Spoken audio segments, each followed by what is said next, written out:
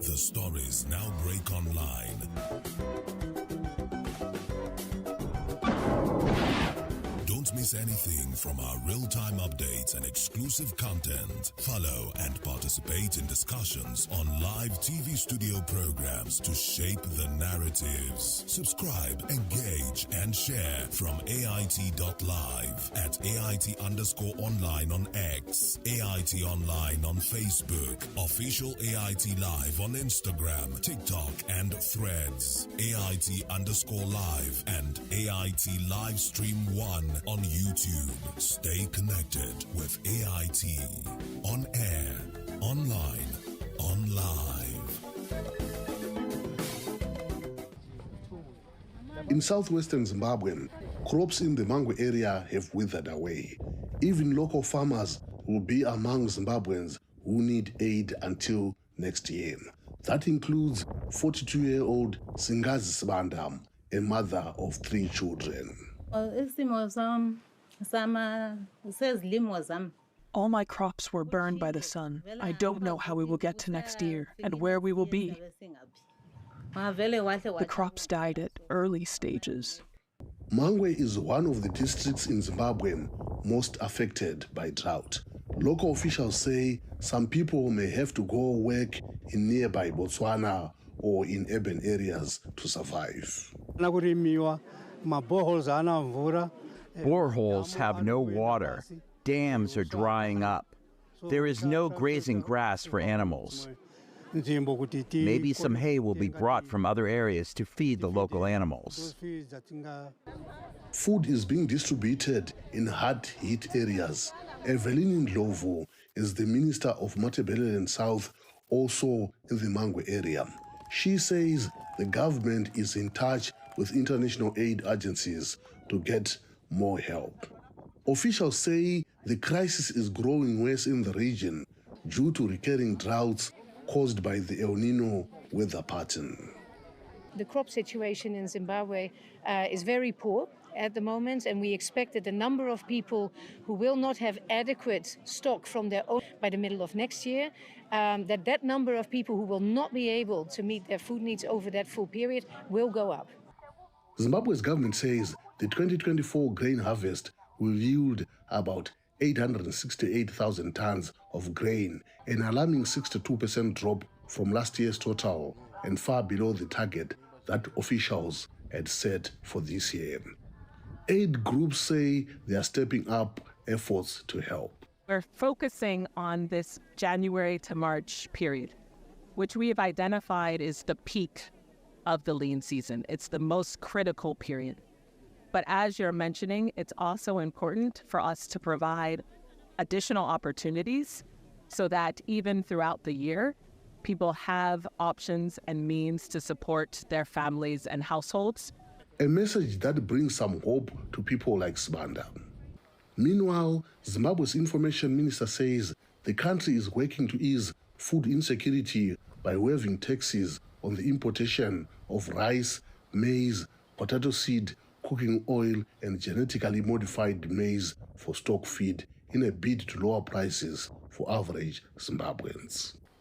Columbus Mavunga, VOA News, Mangwe, Zimbabwe.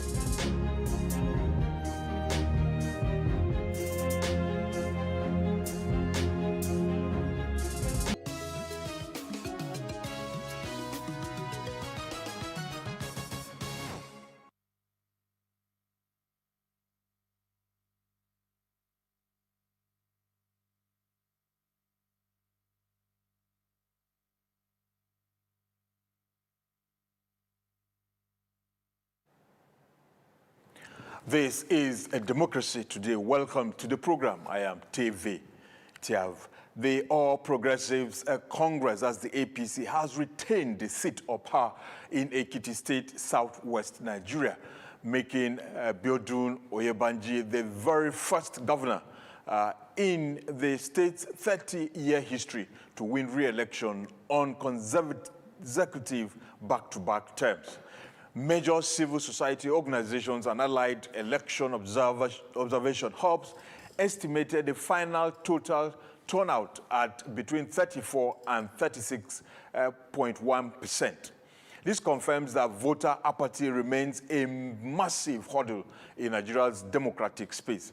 However, on a positive note, the Kimpact Development Initiative tracked 384 observation locations and reported that 84% of the polling units opened exactly on time using 8:45 a.m. benchmark.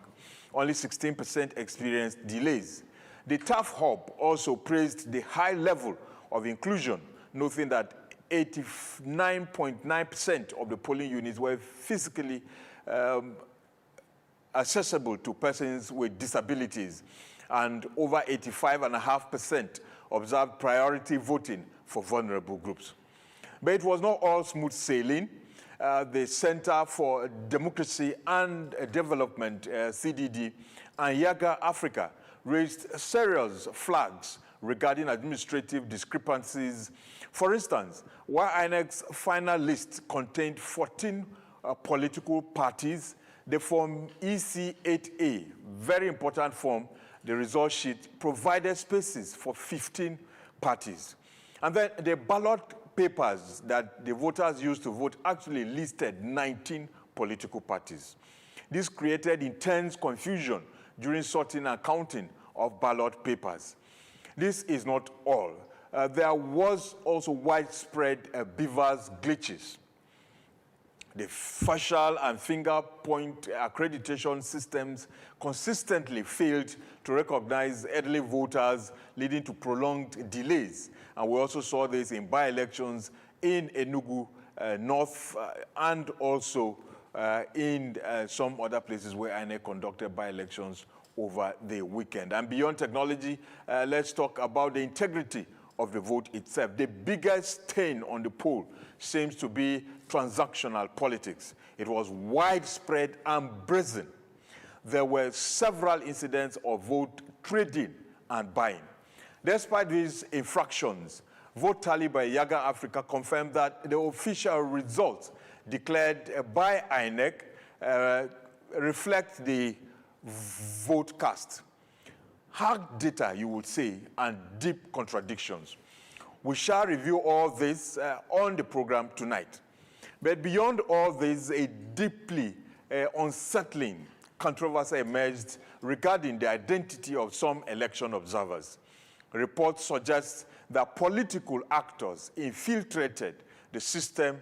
What actually happened, several political watchers say this, completely violates the standard guidelines for domestic observers and compromises the neutrality of the observation space.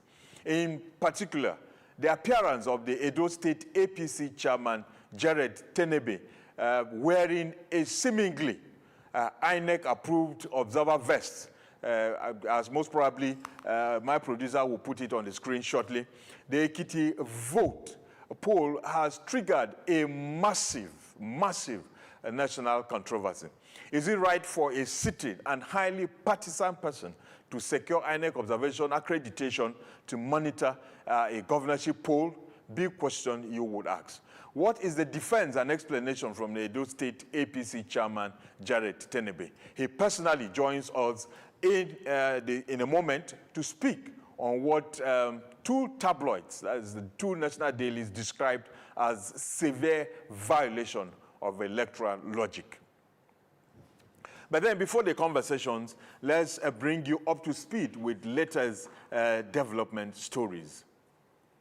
While the ruling APC in Nigeria is celebrating its political consolidation at home, winning 6 out of the 7 elections held over the weekend, There is a massive unfolding political development globally.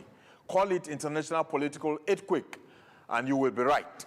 In London, British Prime Minister Keir Starmer has officially commenced his resignation from office, succumbing to intense cabinet pressure in the last few weeks. Low approval ratings and the spectacular parliamentary return of rival Andy Burnham.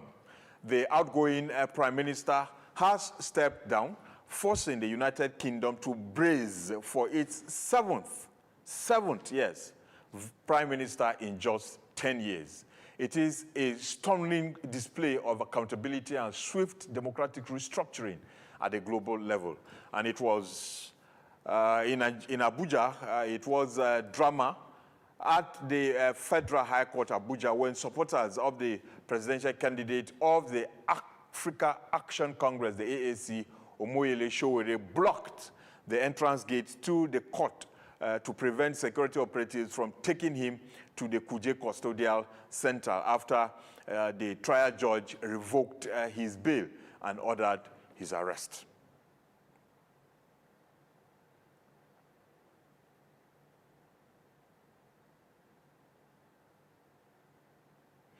We shall get the visuals of what happened, that drama, at the entrance of the Federal High Court in Abuja, most likely. But then don't go anywhere. The clinical review of Saturday's election begins right after this break. Stay with us.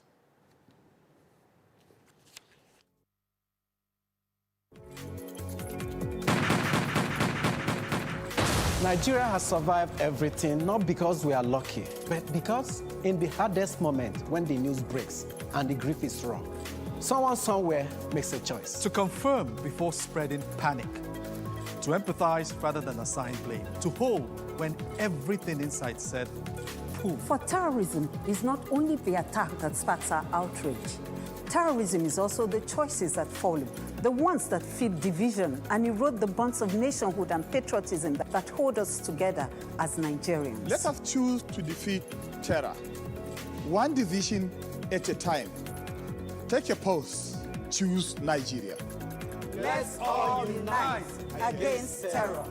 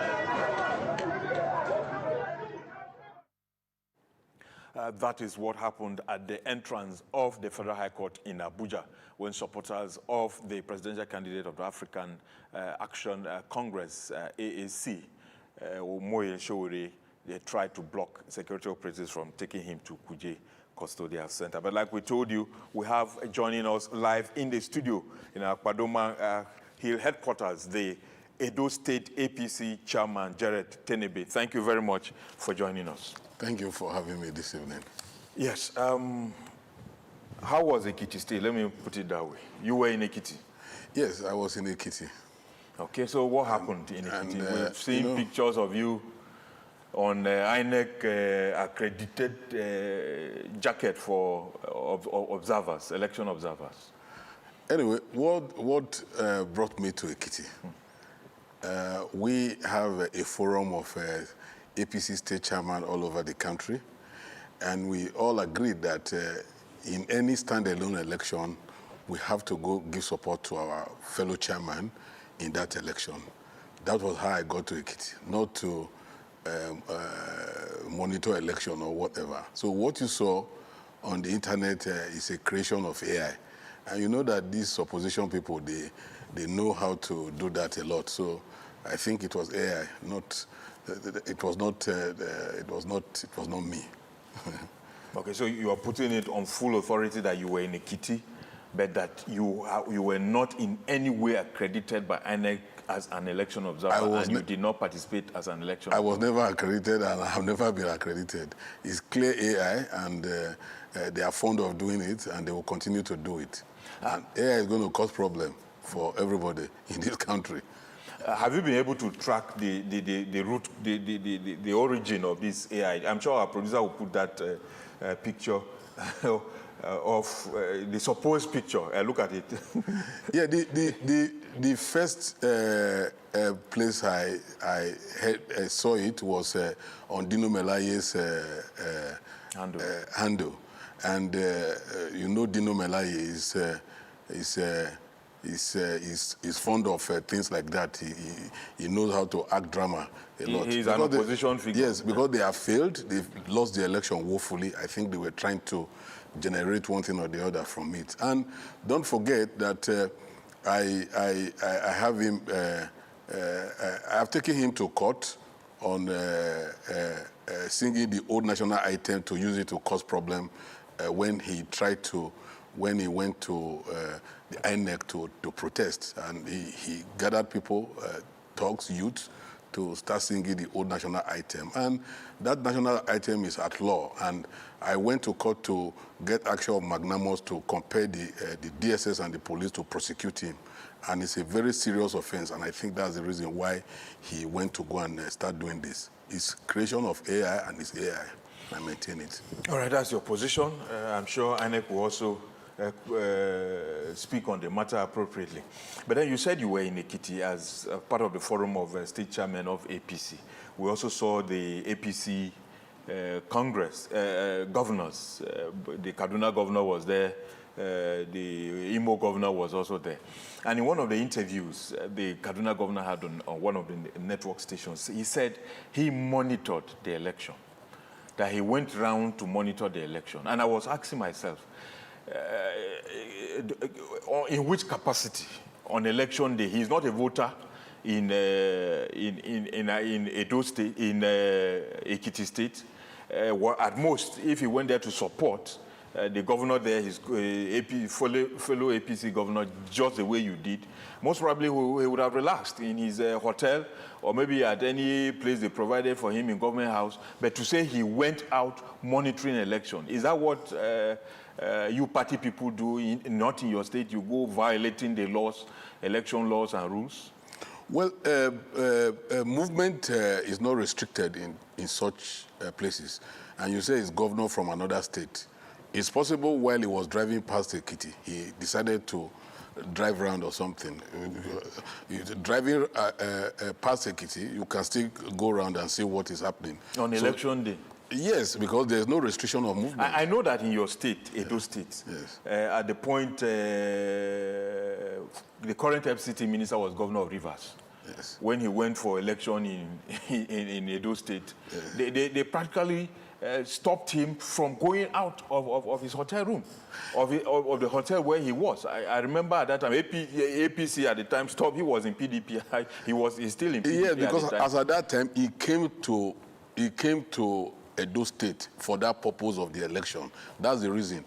But on this very governor, he was driving past. No, he was part of the APC campaign in Edo State. He's the chairman of the APC National Campaign Council for Ekiti State governorship. He was in Ekiti for a number of days. Yes, even if he was chairman of the campaign council, he was driving past Ekiti. He was coming from Lagos that very day and driving past Ekiti.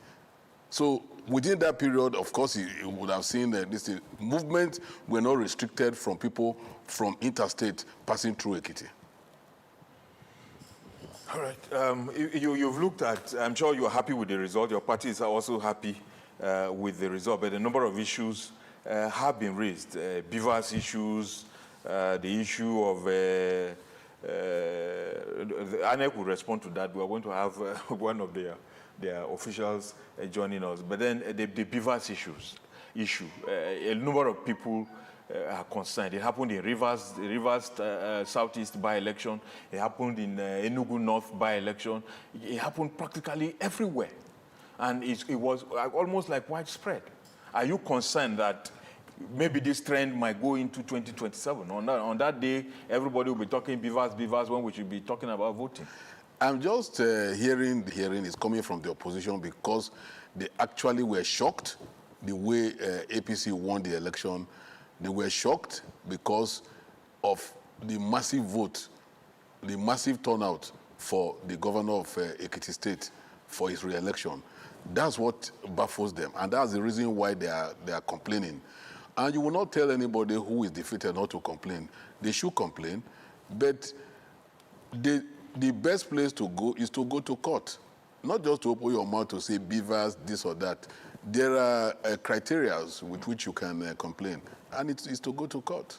That's one thing. A number of people will say that the ruling party will always say go to court because most probably they know that when you go to court, the petitioner may not get anything per se. Our judicial system is working very well. Look at what happened in Edo. In fact, we were in court from the tribunal, appeal up to Supreme Court. And it was the same judgment from the beginning to the end. And I believe that, you see, what do you expect? PDP is depleted.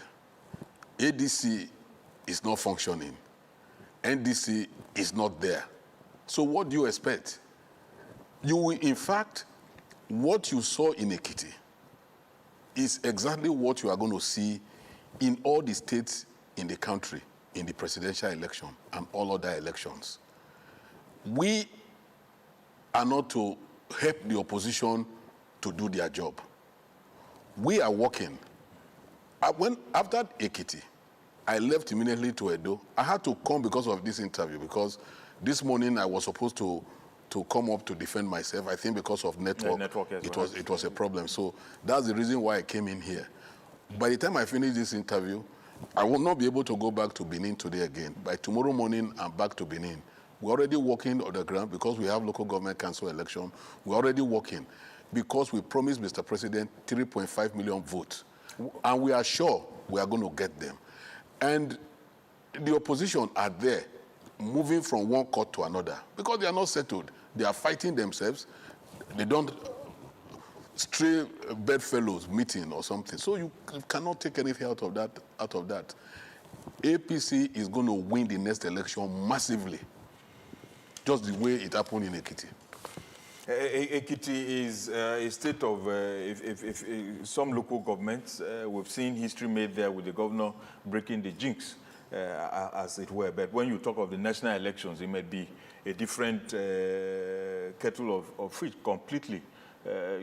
How do you respond to, because one other issue was, I'm sure you're happy with the outcome of the election, but this is not the opposition now. The reports from election observer groups, the Yaga Africa, the Nigeria Civil Society election monitoring group, practically almost all of them are saying, look, there was massive vote buying in Ekiti State.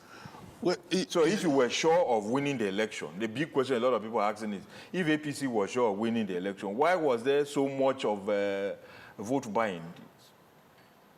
See, when you mention Yaga Africa, I think INEC should think twice to, in fact, should deregister them from monitoring elections because they don't have credibility.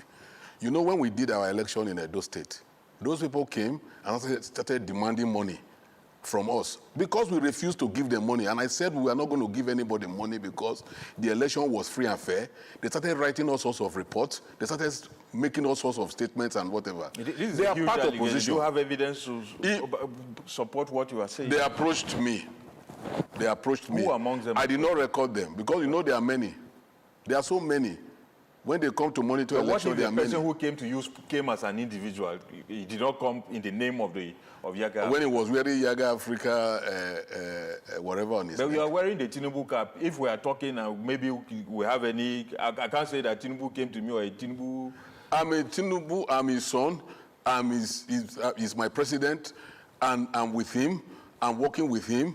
I love him. Anything that is supposed to happen to him to happen to me. So I'm Tinubu sitting down here. This cap you see, I am Tinubu.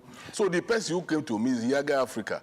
I want to write to INEC not to allow them to monitor election again. I'm going to protest against it. I can tell you that. Fine, that would be your position. But Impact, just like I told you, Nigeria Civil Society Election Situation Room, several of those other election observer groups that monitor the elections came up with almost about the same thing. Vote by, in fact, INEC, before the election, raised a flag that, look, they are concerned that there might be vote buying in the Ekiti governorship election. Well, I don't understand. Are you saying that there was no vote buying, or was it, may not have affected the outcome of the election? There was no issue of vote buying. If other parties were buying vote, then I will understand. There is nothing that will make the governor, Oyebanji, to start buying vote, because he did very well in his first term. He performed excellently well. Come to Ekiti. Go to Ekiti and see what the governor have done. So he does not need to buy vote. If constructing roads and doing good things for the people is buying vote, then he bought vote.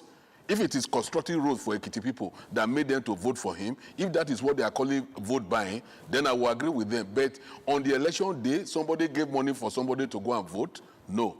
Ekiti people are intelligent people, they are learned people, and they are very peaceful people. Thank you very much, Edo State APC Chairman Jared Tenebe. Thank you so much for your time. We appreciate it. Thank you so much. We shall take a short break now, and when we get back, we shall be joined by the Deputy Director of the Independent National Electoral Commission, Wilfred Efoga. He will be joining us. We also have Austin, part of those who are so much involved in election observation, monitoring, and reports. They'll be joining me. He right here, already in the studio. They'll be joining me to further the discussion from here. Stay with us. Every day, across forests, highways, towns, and villages, brave men and women stand watch so that Nigeria can sleep. They leave their families behind, confront danger head-on, and make sacrifices many of us will never see. Yet, the enemies of our nation continue their assault. They target our children. They murder innocent citizens. They force families from their homes. They turn thriving communities into places of fear and uncertainty. Their goal is simple: to break our spirit, divide our people, and steal the future of our nation. But Nigeria is stronger than terror. As we demand greater accountability, stronger security measures, and more effective action from those entrusted with our safety, we must also play our part. Support our security forces. Salute their gallantry. Stand with those who stand for us. If you see something, say something. Let us be our brother's keeper. We must never surrender to fear, despair, or hopelessness. This is not the time for division, not by tribe, not by religion, not by region, not by political party. Because terror recognizes no ethnicity, no faith, and no ideology. Its enemy is all of us. And together, united as one people, we can defeat it. For our children, for our communities, for our future, for Nigeria. Join the movement. Stand for our country. Stand for one another. Hashtag Unite Against Terror. Our buddies in the hallowed chambers where laws are forged and a nation's destiny is decided.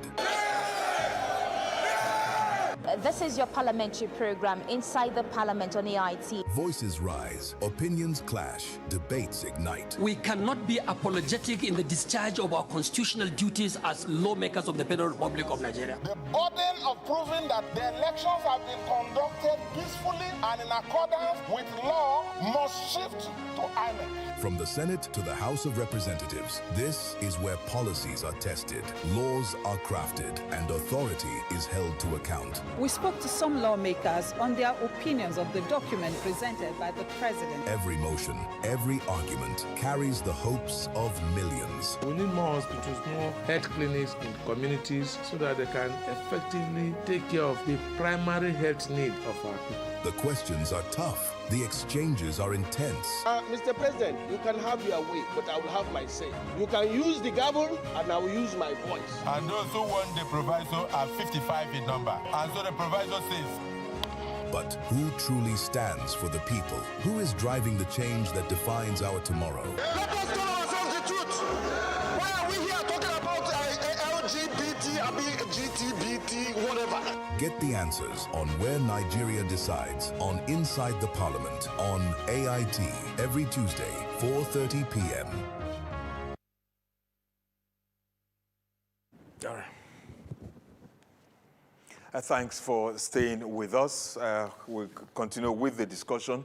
Joining me right in the studio is the Deputy Director, Information and Publicity of the Independent National Electoral Commission, INEC, Wilfred Ifoga. Thank you very much for joining us. Thanks for having me. And we also have Austin Aigbe, a member of the Nigeria Civil Society Election Situation Room. Thank you so much. Thank you for joining us. Thank you very much. We'll begin with INEC. Beavers. Why did Beavers fail? We thought we have gone past this Beavers fail. In fact, some persons, they're not even saying Beavers fail to accreditation. Or they say it's Beavers glitch.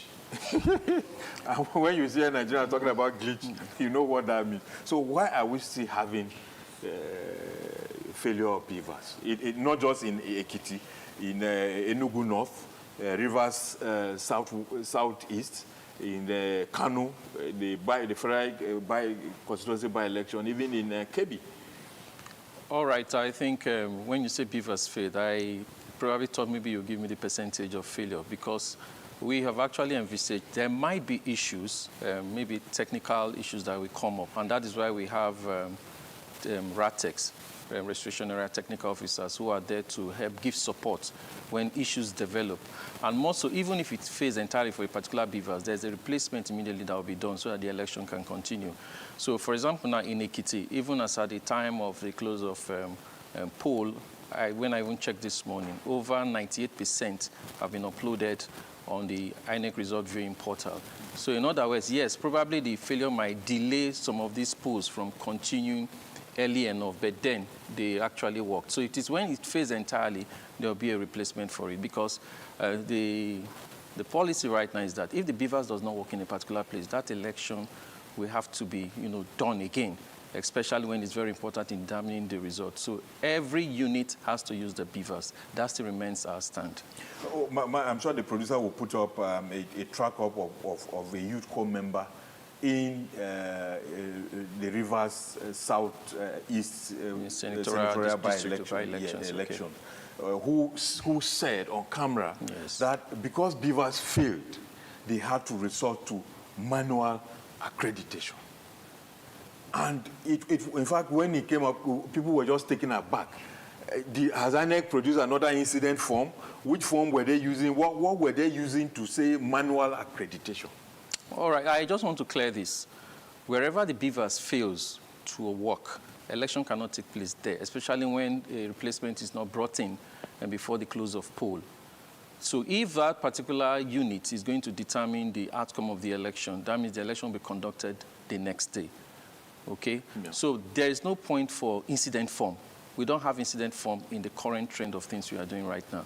So if the Beavers fails, the election in that particular unit has to be repeated, especially when it's going to determine the outcome of the result. Let's bring in Austin Aigbe. Your group put forward a report, the post-election report this afternoon. I'm sure the Beavers thing we're talking about is also part of the report.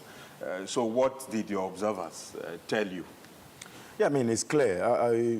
I'm surprised that an observer who said he observed the election in the Ekiti, who people were curious what was it doing in Ekiti, said he didn't see anything like vote buying. No, he said it was AI. He think it was AI. That was the picture owned that is AI. He said he thinks it's AI, which means he's actually thinking, and that thinking is true. I'm a psychologist. I can do telepathy. I can read your mind.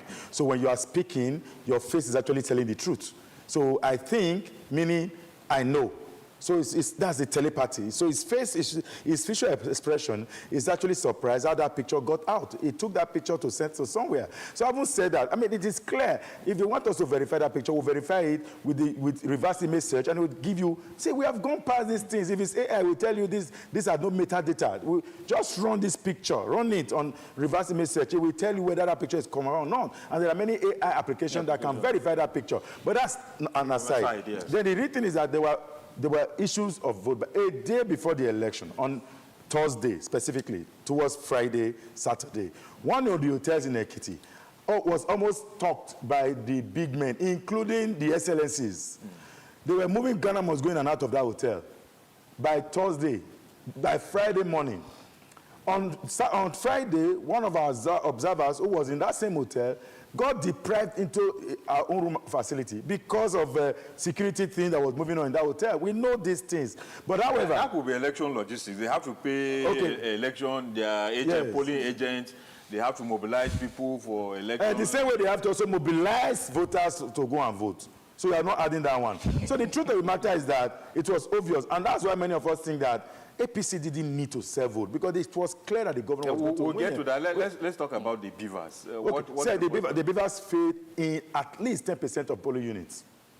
In about 14% of polling units, they resorted to incidence form because they were no longer using those. They didn't call it incident form. They call it like a slip were issued, which of course met incidence form. And I'm so surprised now that it also happened in elsewhere that you're mentioning these figures.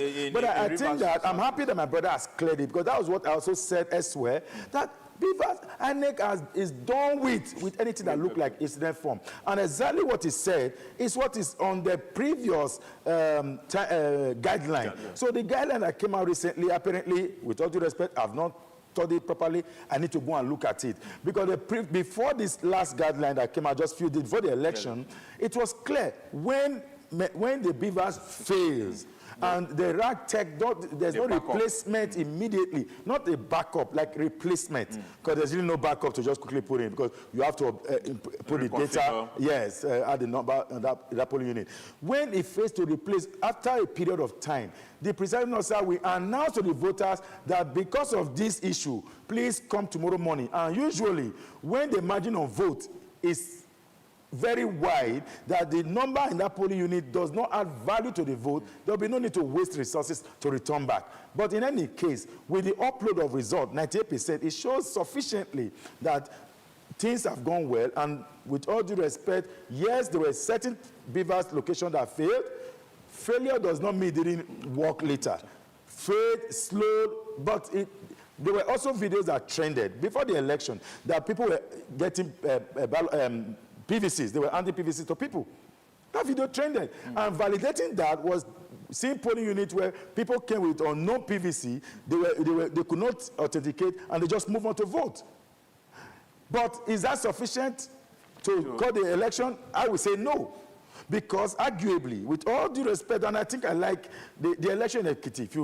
If you saw the election of Ekiti in 2012, 2018, you will see there's a pattern. And there was a thing that something changed in the last 1 year. And I'll give it to the present governor, who did some things that turned the tide around. I mean, I wasn't going to expect... the opposition, got them in. Got Fayose, got Engineer Shegoni, got all of them. In fact, at some point, I was even scared. Is the governor now working against Fayemi Kayode? I thought, but later I saw them back. I said, okay, that's a strategy. This guy knows where he was headed to. But in this case, the chairman said that what happened will happen in 2027. What is he insinuating?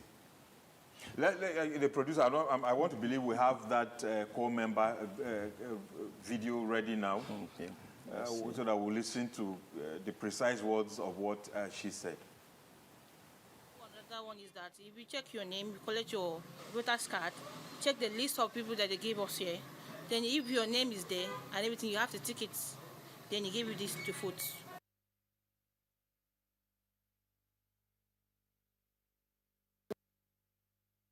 What we do, another one is that if we check your name, we collect your voter's card, check the list of people that they gave us here.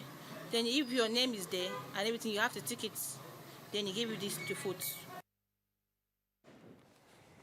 So they'll tick you check your name, if your name is there, they just tick it, and then they give you ballot paper to vote. So are we saying that results from polling units like this were cancelled? Okay, let me put it this way. If that presiding officer actually, listened to the training given to them. I was going to come to that. Exactly. She's supposed to know that was not the right step to take. First of all, if the beavers fails to work properly, the first thing is to get the supervisor known. And also, they all have the numbers of their RATEX. Yes. These are the technical officers deployed to give them assistance when they run into trouble like this. And they will have to wait for the technical officer to be around to be able to sort it out. If not, if the technical officer comes there and finds out that this is not an issue that can be resolved immediately, they now get another beavers in order to continue the process. Not to resort to sleep, because I don't know where it's in their manual where they were told to start giving us sleep to do manual accreditation. It's because the digital accreditation using the beavers is what counts, because that is what is also going to assist them for them to be able to upload the result as well. All right. So the question would then be, how did they upload the result? So I wouldn't know now if that result was uploaded, so except we go there to check and verify. Perhaps it's something INEC may wish to take up, and let's get to the root of it, so that the most important thing is to prevent things like this from happening in Osun governorship, and then eventually the general election next year. This is squarely with INEC. Okay. Nigerians were told that 14 parties or candidates were cleared to as governorship or flag standard bearers of their parties. On election day, the result sheet in each of the polling units had spaces for 15 spaces. That means one extra party. And then the ballot paper had 19 political parties. Where did they add those ones from? It's almost about the same thing in Enugu North. A day or two before that, the INEC man, I think there was supposed to be 3 parties. And then a day or two, INEC, the REC said there are 7 parties that are contesting the election. And people were 7 parties. So were there other court orders? How come did we have... Okay, let me clear this out now. I think these are some of the reasons why you see the commission try to, when we present our timetable of activities, you see us giving us space in order for us to give parties so that this issue of back and forth, going to court and here and there, after maybe when they are not part of it, and later on the court will give a ruling that they should be added. Are you getting it? That's why the commission needs time to prepare this thing, because most times this ballot paper result sheets, most of these things are not actually produced here. And also, even if you want to do them, you budget for them, you go through procurement process, and this thing is not automatic. It is when you get those clearance, you can now initiate the process of getting them done, and you need time for this. However, the Ekiti governorship election, they were 13 initially, until the court ruling by the other party that should be added. And meanwhile, the commission has already gone ahead to produce the ballot paper for the. So that means with that court ruling, we need to, add them. That means you have to go. So the commission does not want anything that will make them, okay, go back. Maybe there will be another issue of adding another person. So the commission, okay, fine. We know these parties are all registered. So let's just have it. So that just in case anything happens from the blue, there will be no need going back again to waste money, additional money, and thereby discarding the other. So that's why it became a big issue during collation, because we learned that a number of those nullified votes were actually people who voted for parties that did not contest in that election. Okay. So, let's put it this way now. That's why you see during, before the poll, the presiding officers and the support staff, they will always give this orientation on what they need to do. Let them know the parties that are contesting. And that also for the parties too. You should be able to know, even if you can't read, the symbol of your party, you should be able to tell who you are going to vote for. And more so for those who cannot easily identify who they want to vote, that need assistance. Ordinarily, there's a space where you have to come with someone you trust enough to be able to assist you. So there should be no excuse why you go there to vote for someone else. So these are some of the orientation we try to give to them. That's why if it's something you can do alone, you go there alone. If it's something you cannot do alone, you need someone to assist you. The presiding officer or any other INEC official will not assist you. The party agent will not assist you. So that because if a party agent assists you, already people know who you are going to vote for because it's supposed to be a secret thing. So all you simply do is to come somebody with like minds like you, ordinary from home together, or someone you have chosen outside party agents or the INEC official. You go in there and you cast your ballot. But somehow you just find some persons going beyond where they are supposed to, indicate or mark their choice. Okay, we'll ask you later about the controversial election observer in Ekiti. But vote buying. Vote buying again. No, it's a serious issue. Yeah. Honestly, I have thought through it. How can this be solved? How can we solve? Because when we were talking about politicians doing overvoting, thumb printing, and all of that, INEC brought technology that, when we're talking about accreditation, INEC brought technology. When we're talking about results adding from one collation center, they brought IRF, and so we're trying to find solutions to this. But vote buying. You were saying the governor was expected to win, so why did he or his people had to go and buy votes? How can we solve this problem? Okay, so maybe just to quickly, before I move to that, is to maybe let my brother know that there were 19 political parties on the ballot. On the register, it is less than 19. Any party you vote for that is not on the register will be void vote. Yes, that is on the ballot. So it was not that they chose a wrong party. So I fear, because an accord party is already threatening going to court. If it's within that thing, and maybe his name, accord is not on the register, that's sufficient reason to nullify that result. I don't know, because the if court... it's not on the result sheet. If it's not on the result sheet, and yet it's on the ballot paper. Because that means that you deliberately excluded. That's an exclusion. Unless they can say, well, go and get... Well, that's for the... They will sort to be sorted out. But that's where I think at this time, INEC learning from this there will be no need to announce, print all the ballot paper for all the party registered. 21 of them. Put it on the ballot. Because the way it is now, INEC is trying to create some awareness. Okay, if you don't have candidate, there's no need appearing at the polling unit, getting your name on the ballot. It has been a fantastic thing since then. But we've also had, at some point there was also conversation that when you put logo of party, also put their picture there. Yeah. That also, well, no, we can't do that because there's substitution of candidates, and that will impact on it. So all of those conversations have been happening. Now, go to your question about vote buying. INEC does not have any responsibility on how to stop. I have said it again. The police... Is vote buying not an electoral offense? Yes, but INEC... Is it not INEC? Because it's not INEC that is responsible for electoral offenses. Because now that we've yet to create electoral offenses... Before you prosecute election offenses, somebody must arrest. As of today, because vote buying is a criminal action embedded in Electoral Act, I saw this in Ekiti, where the ADC candidate said he was calling INEC to come and say, see where they are buying vote. You want the man to, the person at conducting election to leave. So why do we have police there? The job of arrest is that of the police. And we are told, with all the civility that the police perform in that election, police perform very remarkably well. But they looked the other way when it was time to arrest vote buyers. A voter in one of the training videos actually was trying to discharge one of these politicians who came to the polling unit. Yes. And the man said, you are not supposed to be here. A policeman came to shut the voter up.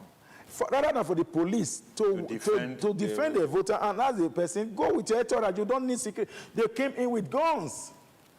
And it's against the law to actually have guns close to the polling units. So some of these things, by the time you see that the police is not performing his action, then, and you know why I see the police delegation, led the commissioner of police that led that very remarkable sound police officer. There was a DIG in it. There was a DIG, but we were used to, as society, we are used to the commissioner. And the commissioner is with us, let me put it that way. He's our man. If that will solve my problem. But it is knowledgeable about this. But when you give order, it's left for the rank and file to implement the order. He actually said, arrest vote buyers. But it's not across the polling unit, 2,000 plus of them.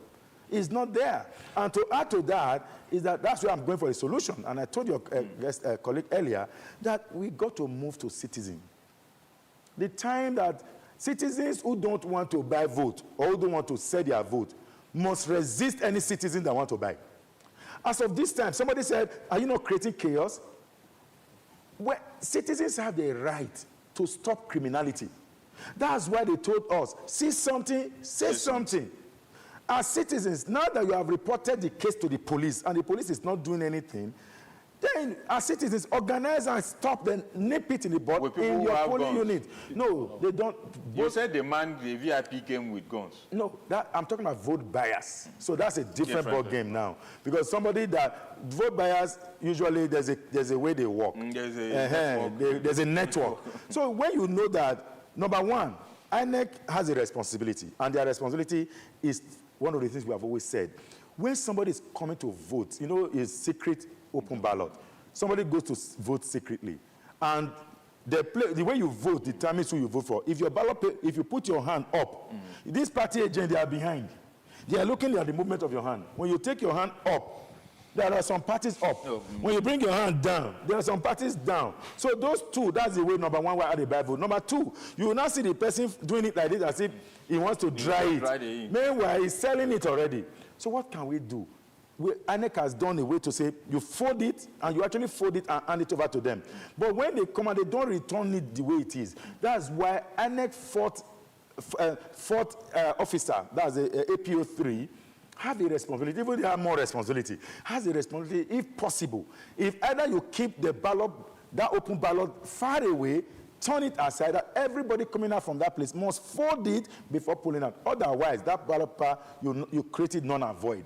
By the time you start, as somebody is pulling out and holding and say, no, non-avoid. Non-avoid. Let me take you to the Gambia. The Gambia does not have ballot paper. They have what they call the mambo that they put in there somewhere. Yeah. You see, when that mambo does not make noise, that vote is not counted. When you put it inside, you hear, that is the vote. And the person outside records 1. If it doesn't make that noise, it is 0.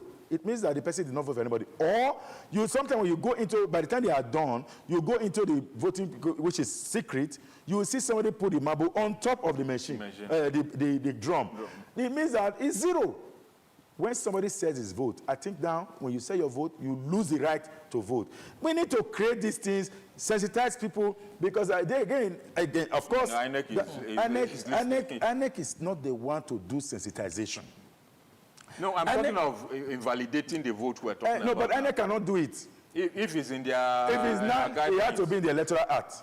We are past that stage now. But what we can then do is to let citizens know. By the time anybody is coming out, there's that resistance. Hey, look it! We didn't see ICPC and EFCC. We are told they were on plain clothes. We don't know how many they were. Maybe 5 million. They don't want to release the number. Okay. Yeah. The controversial INEC election observer, he said he thinks it was AI.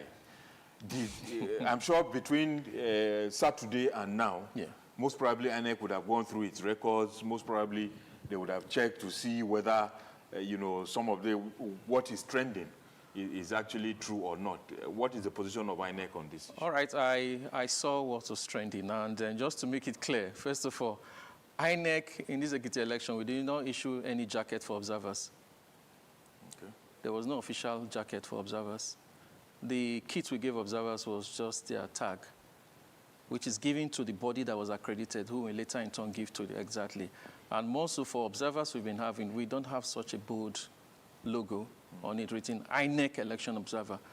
INEC does not have election observers, so to speak. It is the bodies that apply to INEC. INEC does accreditation for them. Then they will now know this. So what we give them is a kit with their photograph. There's a tag with their picture on it.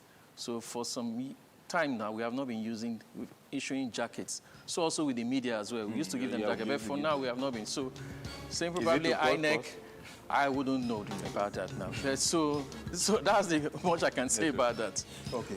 But maybe just to add that when INEC accredit observers, observers can do jacket for his members. So that could be one of those jackets. If the one INEC will issue, I think I said it, INEC will put the state. Ekiti. It will even have the year of the election. You understand? So that is, if that's true, maybe that's why we need to also say maybe it can be AI. But beyond just making statement as an AI, I should expect that there's a validation of whether by saying that running this on this machine with a reverse image search can get that done, TI can get it done, and the other AI. If you ask Coke, it can even tell you. Yeah, sure. So why we not? Ask Coke now. It can give you now. Look at it, and then you verify. But I think that INEC must do more due diligence in the way I created. We have raised that with INEC before. This is not the first time partisan party.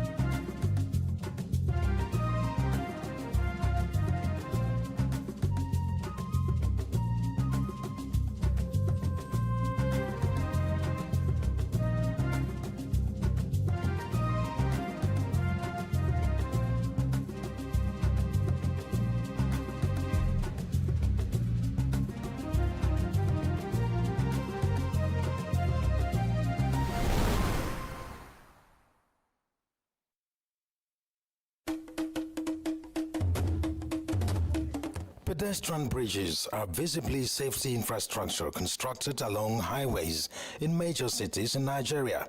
These bridges are obviously meant to prevent avoidable deaths occasioned by pedestrians crossing the highways.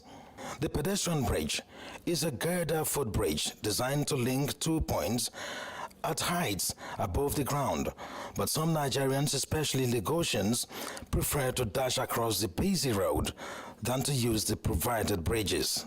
The pedestrian bridge are just facilities put in place, just like the zebra crossing, to protect the interest of the exposed road users, like the pedestrians. It's as a result of what has been happening to pedestrians, where people are being killed or being knocked down in the course of crossing from one side of the road to the other. Why would some people prefer to engage in this suicidal act? Fear of heights, insecurity, impatience, among others, were reasons advanced by respondents, while other respondents gave their reasons. But people used to talk to the federal government that they should do the overhead bridge. Even for this side, because the many accidents used to be happened here. And the federal government hear our voice and they are doing the bridge for the people to use it. So I don't know why they are not using it. Even there's one woman now, he put the baby in the back and started going to cross the road. Some of the old men and women, they find it difficult to climb the step and the staircase, crossing to the other side. So they believe by crossing through the road, that will be more faster.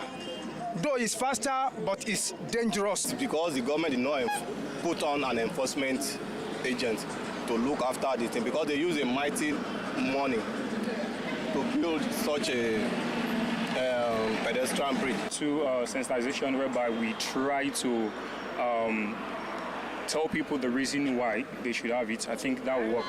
Maybe because we don't really have we don't have knowledge about it. If that's the reason why we are not using the bridge. The sites of refuse dumps on some of these bridges have turned some pedestrians off.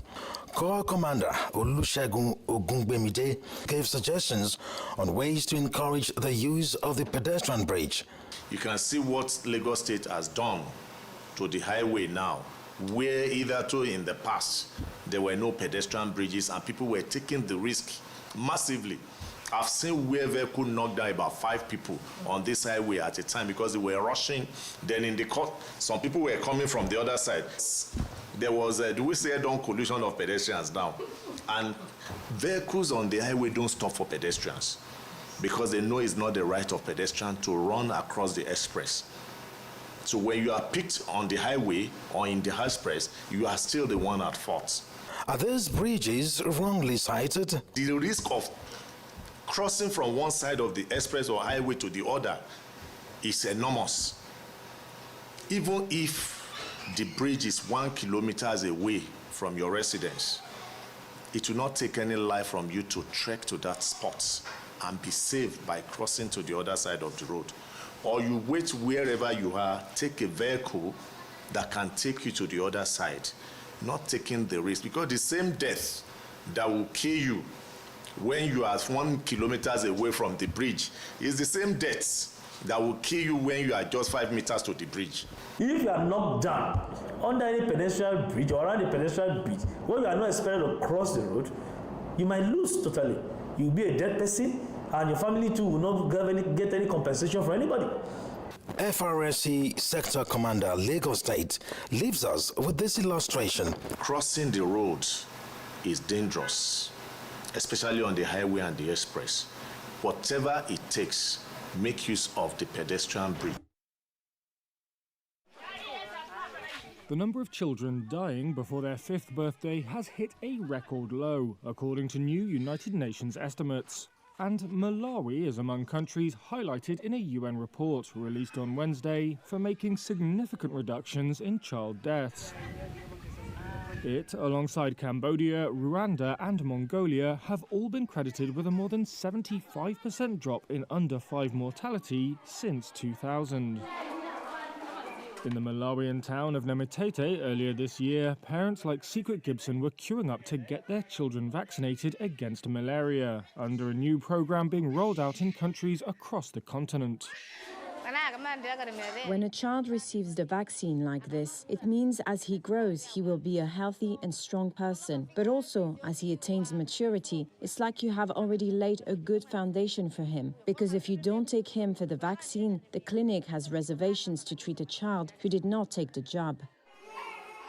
Preventable and treatable causes such as pneumonia, diarrhea and malaria made up the majority of the 4.9 million under-5 deaths in 2022.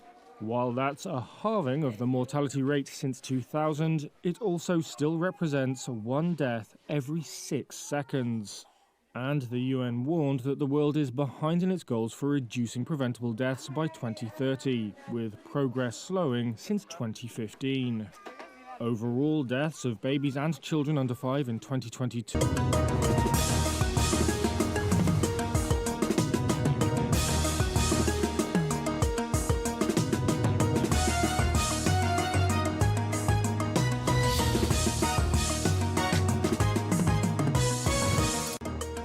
Catholic bishops of Ibadan question continued captivity of students and teachers of Orire local government area of Oyo State. Human rights activist Omoyele Sowore remanded in Kuje Correctional Center as former Kaduna State Governor Nasiru El-Rufai faces fresh witness accounts. And UK Prime Minister Keir Starmer resigns, and Borham tipped as successor in major political development in the Labour Party. In business, Industry Ministry set to improve interagency collaboration for faster industry policy delivery. And in sports, Lionel Messi makes history as FIFA World Cup all-time leading scorer. This is the News Hour on AIT. I am Binta Bukar. Tonight with me on the AIT News Hour is Chukwuyenum Onwuka. Thank you, Binta. Now to the news for the night. The Deputy Inspector General of Police in charge of Southwest Geopolitical Zone has assured Nigerians that the over 40 pupils and teachers abducted in Oyo State by armed bandits would soon be freed, as there is an ongoing effort by security agencies and government authorities to ensure their release from captivity. DIG Fayoade made this public during an official working visit to the Lagos State Command headquarters in Ikeja Monday, where he also outlined plans to strengthen police operations across the country. And one person sustained injury as explosions at the popular Way Markets in Mushin occurred Heavy explosions were observed at the popular Way Market in Mushin, Lagos early Monday when an improvised explosive device locked inside the back seat of a Sienna vehicle parked right inside the market exploded, leaving the only occupants, the driver, sustaining serious injuries and was rushed to a nearby hospital for medical attention.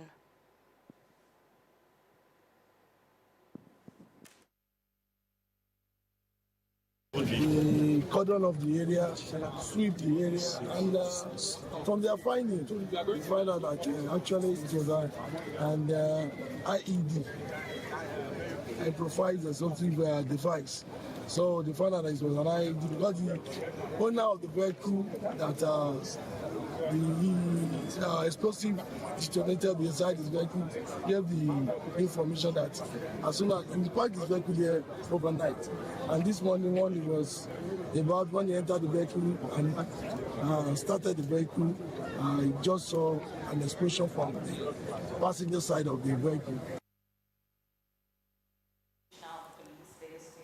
Fatai Tijani, who later visited the scene of the incident with journalists, interacted with the traditional ruler and as well as other stakeholders who were present. Meanwhile, operators from the Explosive Ordnance Department who rushed to the scene of the incidents cordoned off the area to prevent possible loss of lives. The Commissioner of Police, however, assured the residents in the area and Lagosians at large of their safety as the operatives from the EOD combed the whole area in Mushin access and confirmed its safety. The 35 police officers also were there. They also called just for how they defense the vehicle. So from there, the DPO said that we have to follow them to the station. And we go off. So for more, I'll take over it.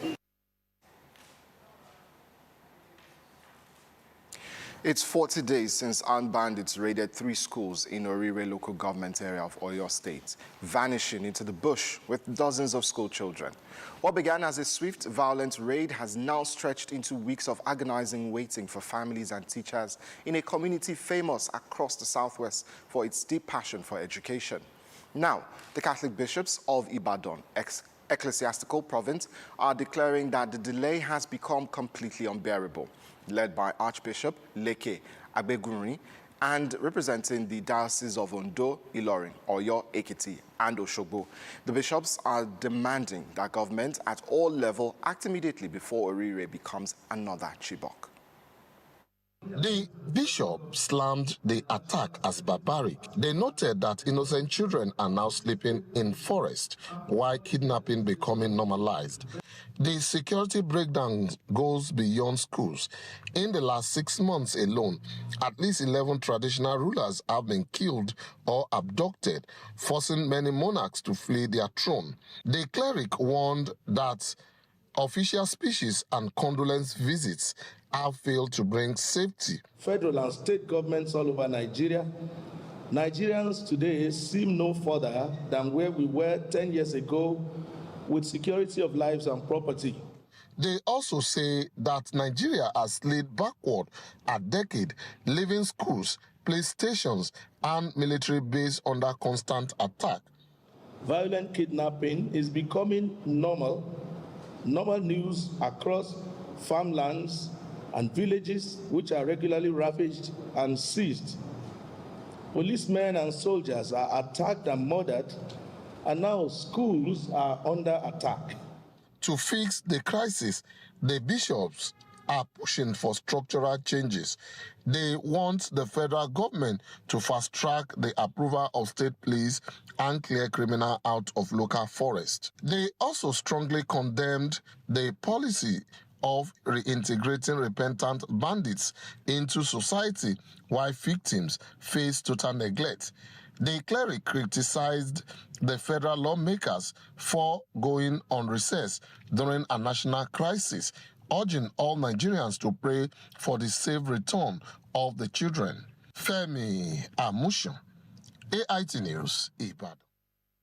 And the Plateau State Police Command has condemned the attack on Boko's local government area, which claimed 20 lives. The command says additional tactical teams have been deployed to restore calm and track down those responsible. The attack occurred in the early hours of Sunday when armed men invaded Kawel community in Musheri district of Bokkos local government area. According to the police, officers from the Bokkos division, supported by Command's Violent Crime Response Unit and other security agencies, responded to the incident and engaged attackers in a gun battle, forcing them to flee. Police confirmed that 18 persons died at the scene, while 3 others were taken to hospital. 2 of the injured victims later died, bringing a total number of deaths to 20. The Commissioner of Police in Plateau State expressed his condolences to the families of the victims and residents of Bokkos, describing the attack as tragic. He assured that the command, in collaboration with other security agencies, is intensifying efforts to identify, arrest, and prosecute those behind the attack.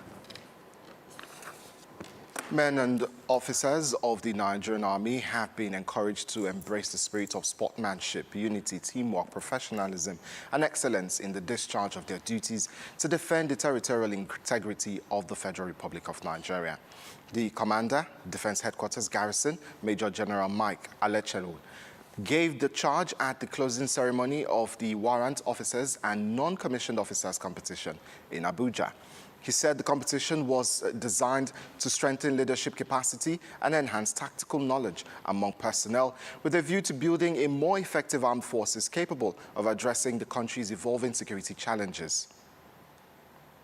There's no gainsaying that the competition has achieved its goal by providing a unique platform for troops to test their tactical skill, improve leadership abilities, combat proficiency, and organizational abilities, which has encouraged teamwork under pressure, as well as promote warrior ethos. Also stressed that continuous training and retraining are essential to enhancing operational efficiency, improving productivity, and strengthening the fight against insurgency.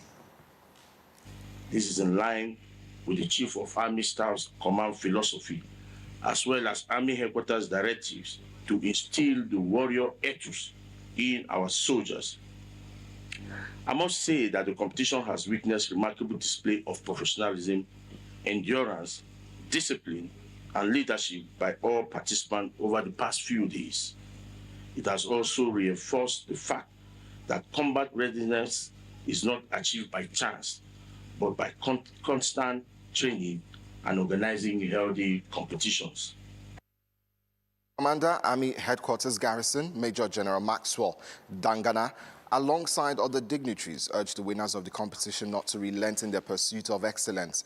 They also encouraged the runners-up to take the outcome as a challenge and strive for improved performance in subsequent editions of the competition. Activist and publisher Omoyele Sowore has been remanded in Kuje Correctional Center on the orders of the Federal High Court in Abuja. Earlier today, over repeated absence in court. The former Kaduna State Governor, Nasiru El-Rufai, who is also standing trial over allegation of phone tapping, also faced fresh testimony from a witness, Deji Adeonju. AIT's judicial correspondent, Chibuzo Okize, has been monitoring the trials and has these details. Omoyele Sowore's remand at the Kuje Correctional Center followed his absence from court proceedings at some point during his trial, as well as continued delay in the case. Justice Mohammed Umar gave the order pending the hearing and determination of Sowore's application seeking a stay of the court's earlier decision revoking his bail and issuing a bench warrant for his arrest. The court also dismissed an application filed by Sowore requesting the judge recusal over allegations of bias. The matter was, however, adjourned to 24th of June for hearing of the stay application filed by Sowore's new counsel. Sowore is currently facing prosecution by the State Security Service over allegations of making false claims against President Bola Ahmed Tinubu.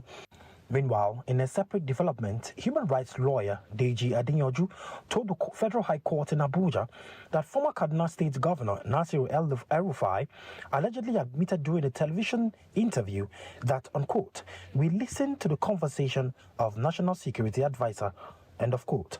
Adeonju made the statement while testifying as a second prosecution witness in the alleged phone tapping and national security breach case against El-Rufai.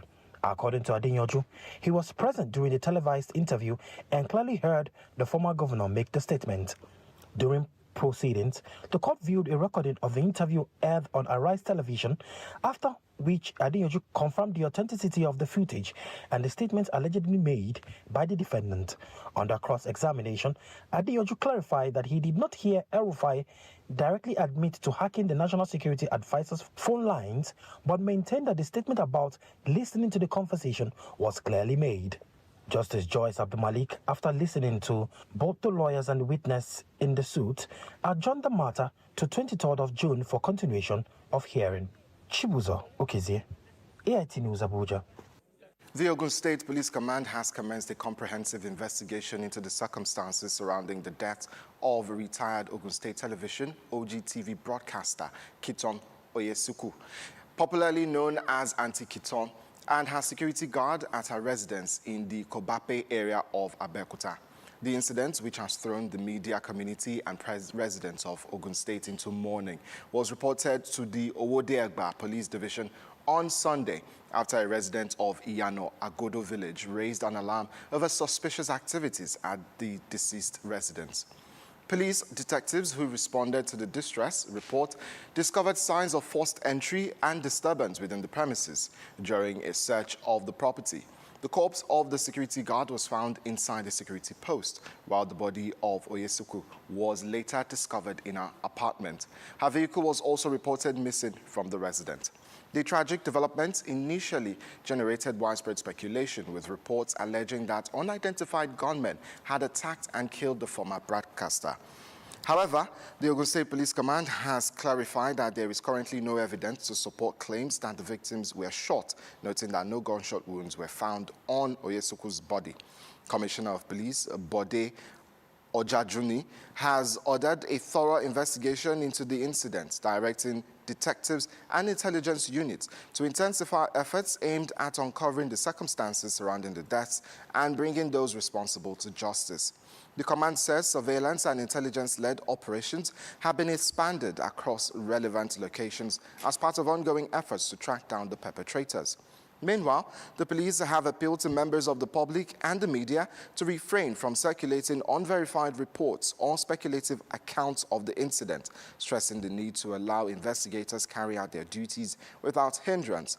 The Ogun State Police Command also extended its condolences to the family of the deceased, the Ogun State Television family, and the wider media community, assuring that no effort will be spared in ensuring that justice is served.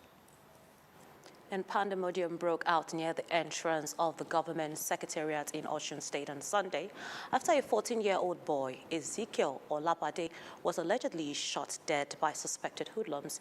Another person who sustained gunshot injury during the attack was rushed to a nearby hospital for medical treatment. The incident, which occurred opposite the local government secretariat near a popular palm wine joint in the area, was owned by the deceased mother.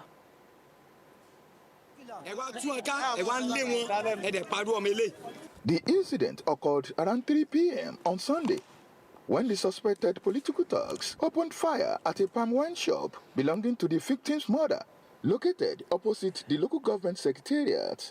The father said everyone at the scene, including his wife and son, ran for safety, but the boy was shot in process.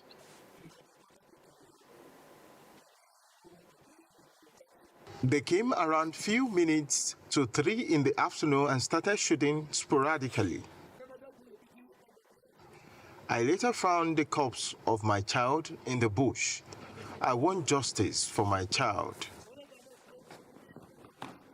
Addressing a World Press Conference in Osogbo on Monday, the Director General of Imale Campaign Council, Senator Olalere Oyewumi, expressed lack of confidence in the leadership of the Osun State Police Command, calling for investigation.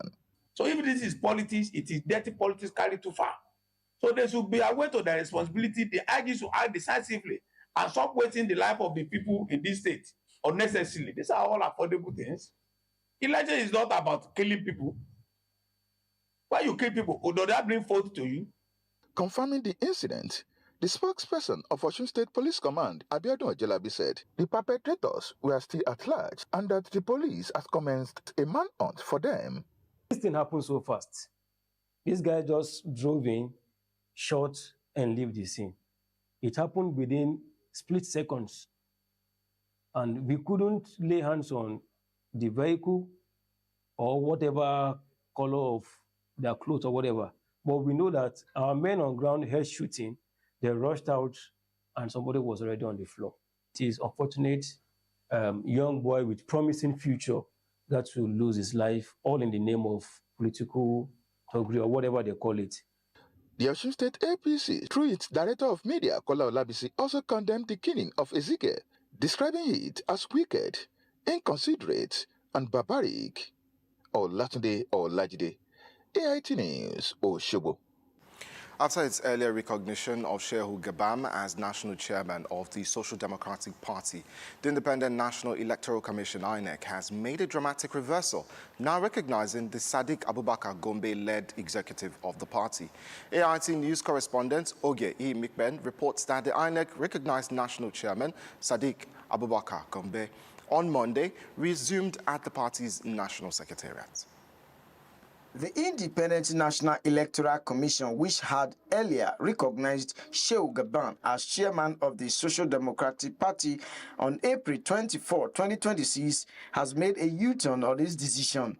On June 14, 2026, the commission uploaded the name of Sadiq Abubakar Gombe as the authentic national chairman of the party, effectively shifting its recognition to a new leadership. 2nd of this year, of May, this year, last month, the Supreme Court also ruled the rest of the case to do with Ekiti State governorship candidate and reaffirmed that the party's decision must be respected by INEC and they must return our name. Sadiq Abubakar Gombe called for unity, urging aggrieved members to return and work together to rebuild the party. Is one thing as parents, even in our homes, we have children, they will err, we are guidance, we have to guide them, we have to forgive them if they are ready to repent and forge ahead. The latest development has raised concerns over the party's stability ahead of future political engagements. Ogie Ihimekmen, AIT News, Abuja. Prince Olatunji Olusoji, Chairman and Chief Executive Officer of the Governor Group, has been honored with a prestigious traditional title in Kogi State. The honor recognizes extensive humanitarian contributions to education, clean water, rural development, and vulnerable communities across the Kogi East Senatorial District. Our correspondent has the details. Prince Olatunji Olusoji, the Asiwaju of Ayere Kingdom, received a massive welcome upon landing at the Manga airstrip in Iluagba. Traditional rulers, women groups, students, and artisans from across Okun land gathered to greet the philanthropist. Prince Olusoji then attended the annual Ogidi Day Festival in the Jumo local government area. Continue to support you people. I really agree with other projects are going to come to Benin. And on this note, I'm going to support this ultra-modern with the sum of 10 million. From Ogidi, the convoy moved to Ida, the ancestral capital of the Igala people. His Royal Majesty Matthew Opalua Oguche, the Ata Igala, conferred on him the revered traditional title of Ene Omola Ata Igala, meaning close associate of the Ata Igala. The monarch praised Olusoji's sustained development interventions across Igala land. And if we say we are Christians, we must behave like Christ. In the book of Acts chapter 10 verse 38, he said anywhere he went, he was doing good. In the book of Galatians chapter 6 verse 10, the Bible says, if possible, do good to all men. We have a governor who is a unifier, like myself. I'm a unifier. I like to bring people together. So we should avoid devices that will truncate the peace we are enjoying today in Kogi State. Fine. I have done some projects in the Kina local government, Oganayanugu and some other communities. I want to assure you, with this recognition and show of support you have given to me today, I will penetrate more of your communities. Kogi State Deputy Governor Joe Salifu, representing Governor Usman Ododo, commended Olusoji for complementing the state's efforts. He also praised the CEO's funding of portable water system and scholarship for indigent students. Salifu also urged citizens to support the administrations of President Bola Tinubu and Governor Usman Ododo to accelerate statewide progress. You have consistently distinguished yourself as a humble, peaceful, and development-oriented personality. You are a good ambassador of Kogi West and indeed Kogi State. You have remained a friend of this administration and have continued to support policies and programs aimed at improving the welfare of our people. The title of Ena Mala Tiger is therefore a fitting recognition of your personality and contributions. The historic event concluded with a special merit award presented to Prince Olusoji, celebrating the lasting impact on the socio-economic development of Kogi communities. Tehumba Akaya, AIT News, Ida. Residents of Cairo and surrounding communities can now access potable water following the commissioning of a major water supply network, as the federal government reaffirmed its commitment that no community will be neglected under the administration of President Bola Tinubu. Speaking at the inauguration, the president, represented by Vice President Kashim Shettima, said the project marks the end of the years of inadequate access to clean water in the densely populated satellite town, declaring that governance must extend beyond city centers to reach underserved populations. The commissioning of projects in Abuja began this week in Cairo Satellite Town with the inauguration of a water supply network serving Cairo, Jikoyi, Orozo, and surrounding communities. Vice President Kashim Shettima, representing President Bola Tinubu, said the project will bring relief to residents and address years of water scarcity in the affected areas.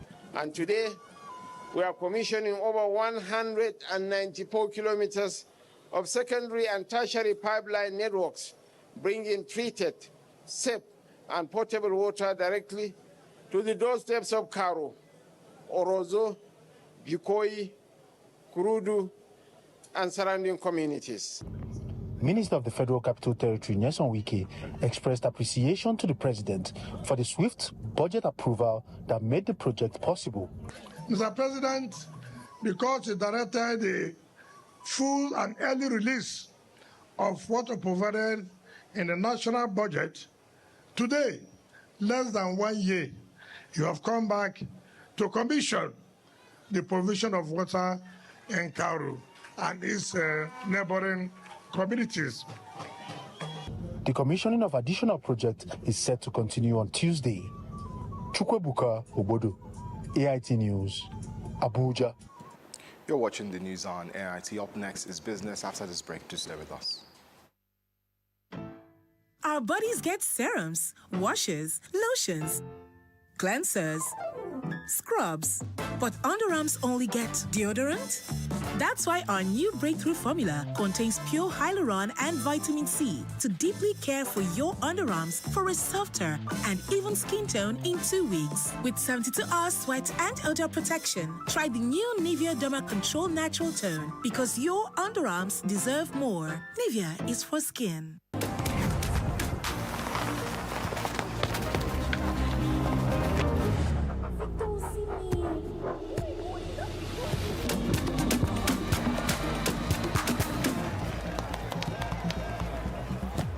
No worry, you said could make am.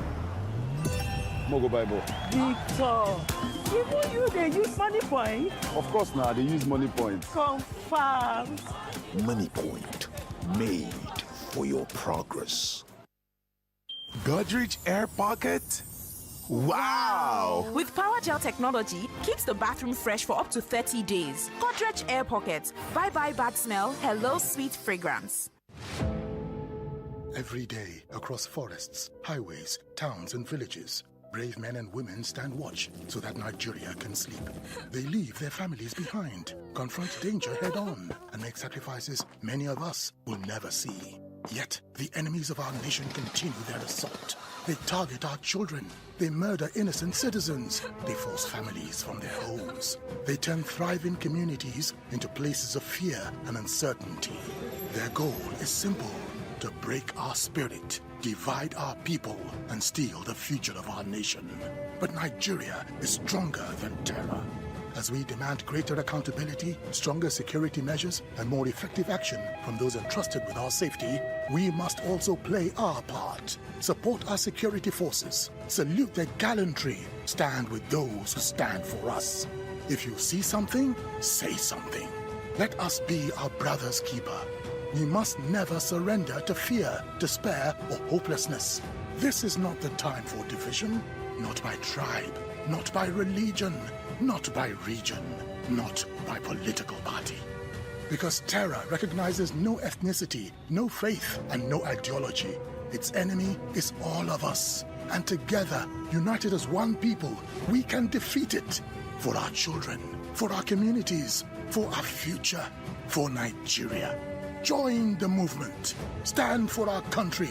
Stand for one another. Hashtag Unite Against Terror.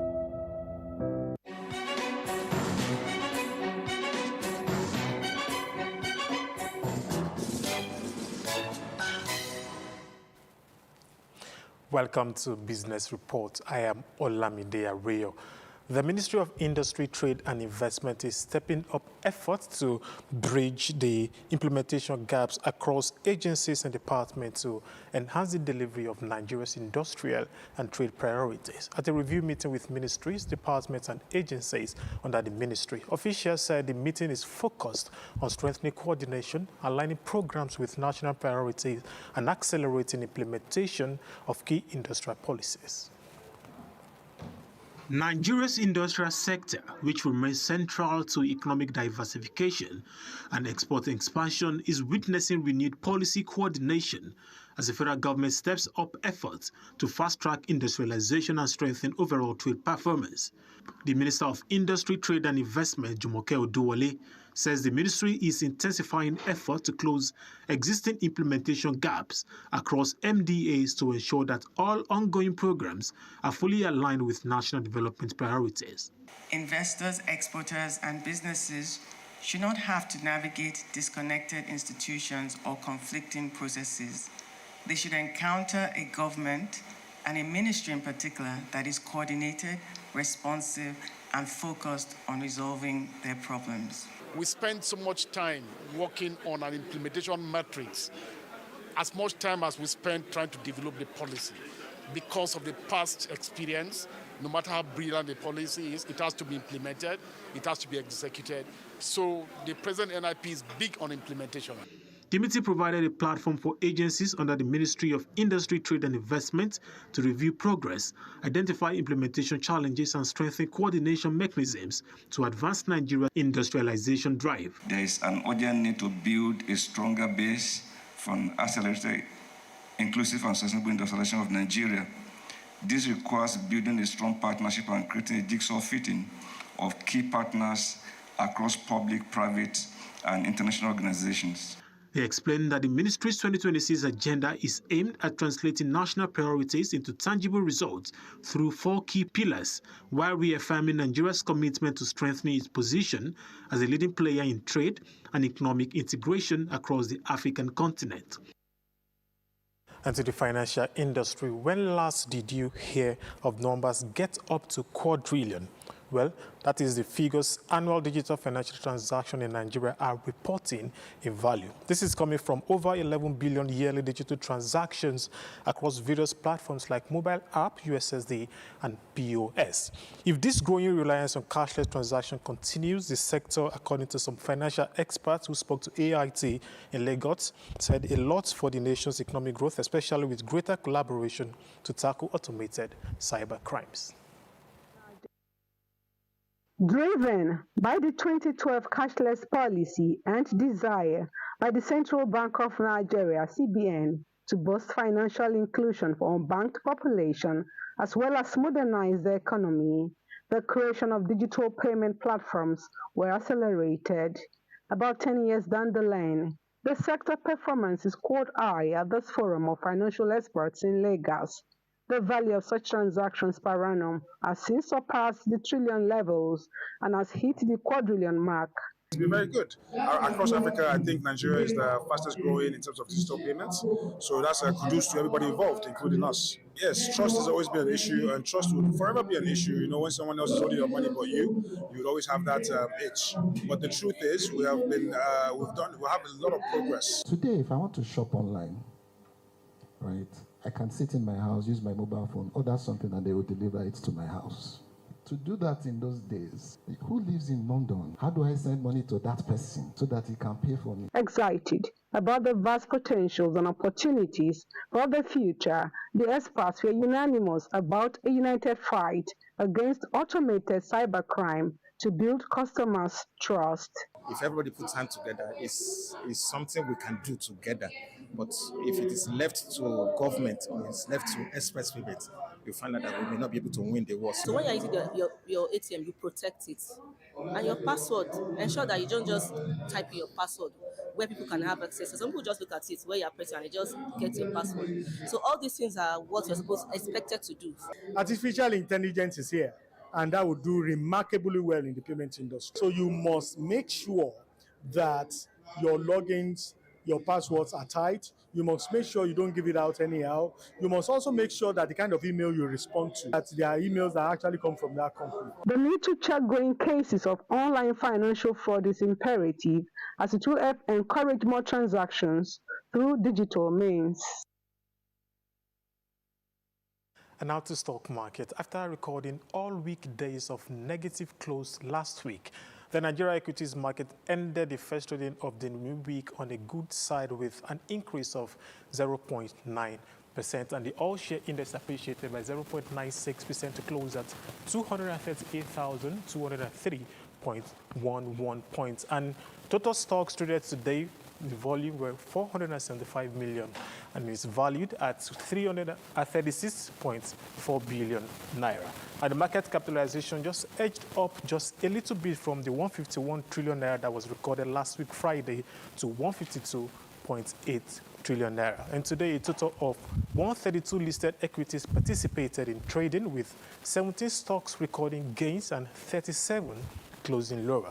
First Holdco and Guaranty Trust Holding Company topped the gainers charts with 10% each in appreciation to their share price, and First Holdco ended at 60 naira 50 kobo, while Guaranty Trust Holding ended at 127 naira 10 kobo. Also on our list, we have International Energy Insurance, with featuring for the second consecutive trading days. That was last week Friday and today. And International Energy Insurance ended at 5 naira 56 kobo with an appreciation of 9.88%. Also on that list, we have Mark Nichols, we have Zenith Bank.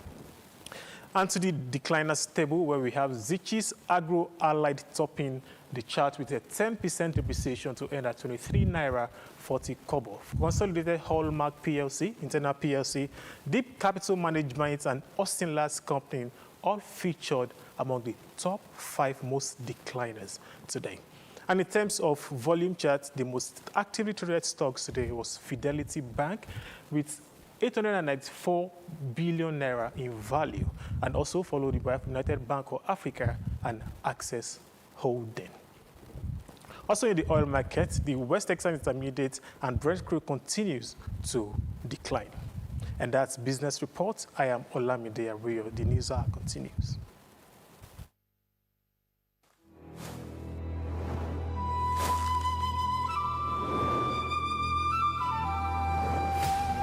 TerraQ, now available in crayfish.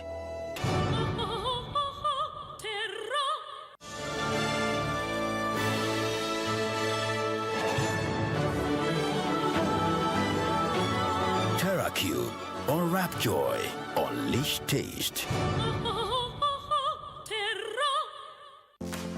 My skin is my beauty even glow, for your shade of beautiful. Give more strength to your hair with Mega Growth Leave-In Strengthener. It's infused with nourishing oils and conditioning proteins, so you can say goodbye to hair breakage. Wow! Mega Growth Leave-In Strengthener. During this blessed month, we begin with prayer, with faith, and with the spirit of giving. Ramadan is more than just about fasting. It's about bringing hearts together. Together we break our fast and celebrate the blessings of this holy month. Bring out the flavors of the season with Anga. Ramadan Kareem. Nigeria has survived everything, not because we are lucky, but because in the hardest moment, when the news breaks and the grief is raw, someone somewhere makes a choice. To confirm before spreading panic. To empathize rather than assign blame. To hold when everything inside said, poof. For terrorism is not only the attack that sparks our outrage. Terrorism is also the choices that follow, the ones that feed division and erode the bonds of nationhood and patriotism that hold us together as Nigerians. Let us choose to defeat terror, one division at a time. Take your post. Choose Nigeria. Let's all unite against terror.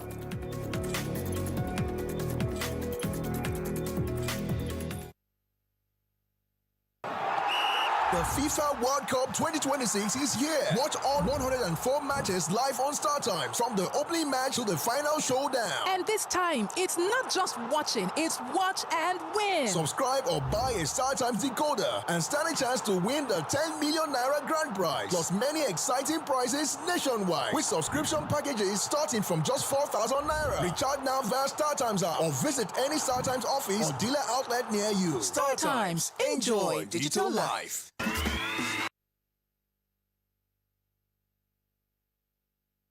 Many thanks for still being there with us. Before we bring you that sports report, let's take more stories now on the news hour.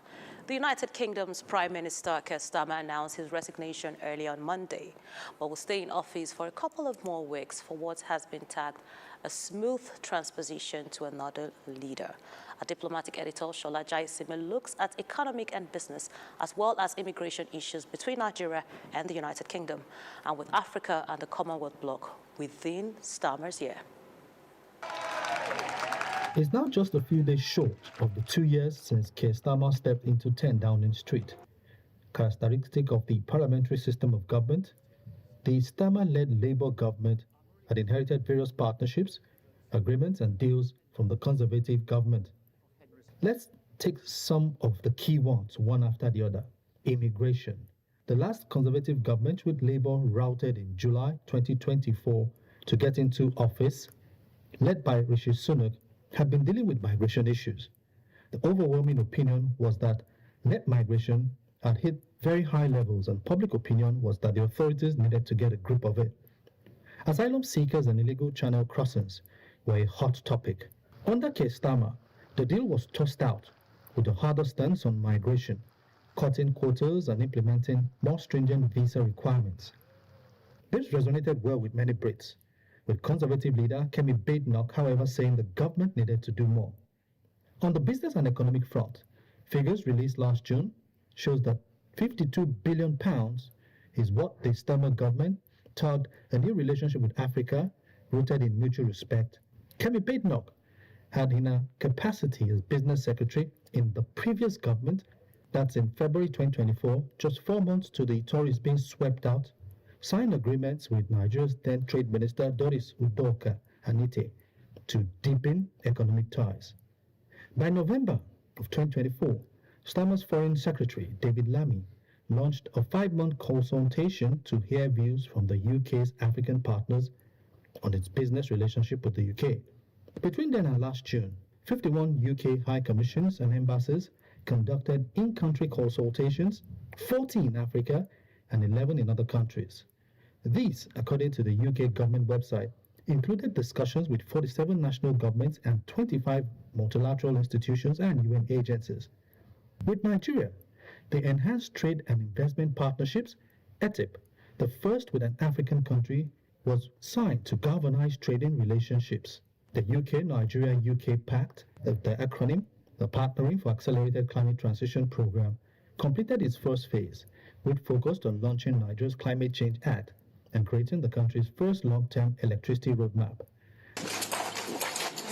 And in March this year, as a sort of crowning all the past agreements, A high-level bilateral visit was made to the UK by Nigeria's Bola Tinubu on the invitation of King Charles. The result, which has been tagged a landmark £746 million maritime and port financing deal to redevelop the Lagos Port Complex and Tinkan Island Port, in which a £17 million contract for British Steel to supply 120,000 tons of steel directly, supporting thousands of skilled UK jobs, is embedded. What's in it for Nigeria? Not a few business and industry leaders in Nigeria asked aside deportation deals. So what will Starmer's successor have in store for Africa, for Nigeria, and even the Commonwealth bloc? The presumptive Prime Minister, Andy Burnham, gets into office by early September. Shola Jaisimi, AIT News, Abuja. Now, the man set to become the United Kingdom's next Prime Minister, Andy Burnham, has taken oath as a Member of Parliament. Even as the process of this becoming reality is still days off, the rapturous applause he received from many Labour MPs shows that Burnham is good as step going into Downing Street in a couple of weeks. Burnham was first elected into Parliament in 2001. He was there for 17 years, then stepped down and winning election as Mayor of Greater Manchester in 2017. And Nigeria and the Gambia are strengthening diplomatic ties through a new partnership focused on civil service reform in both countries. A Gambian delegation led by the Secretary to the Cabinet and the head of civil service reaffirmed the commitment during a visit to Abuja this Monday. He said the Gambia is keen to learn from Nigeria's civil service reforms and translate those lessons into tangible improvement for its own public service. And actionable approaches to integrating HMRS with payroll and pension system, protecting data and managing change. Additionally, approach to institutionalize performance management and staff welfare policies, survive leadership transition. In the same vein, mentoring and retention program to preserve technical capacity and institutional memory. Your leadership of Nigeria reform agenda is widely respected. The head of the Civil Service of the Federation, Didi Wilson-Jack, said the knowledge exchange will be mutually beneficial. This particular interaction now should be one that would be sustained. And we are looking forward to, structuring it in such a way that we could actually have an MOU. Because if our relationships in the other sectors have been very successful, I do not see why the one concerning the civil service should not be successful. She proposed a memorandum of understanding to make civil service collaboration smoother and more effective between both countries. First round of talks between the U.S. and Iran have concluded with encouraging progress, according to mediators Qatar and Pakistan. The negotiations held in Switzerland aim to reach a final deal within 60 days to end the wider conflict and reopen the Strait of Hormuz. In a joint statement early Monday, Qatar and Pakistan said a high-level committee had agreed to a roadmap towards reaching a final deal within 60 days. The Memorandum of Understanding signed last week commits both sides to ending fighting on all fronts, including Lebanon and reopening the Strait of Hormuz. Iran's Foreign Minister Syed Abbas said there had been major progress towards ending the conflict in Lebanon. He added that under the Memorandum of Understanding, oil and petrochemical exports are waived, the blockade is lifted, some foreign assets are released, and a major reconstruction and development plan for Iran has been launched.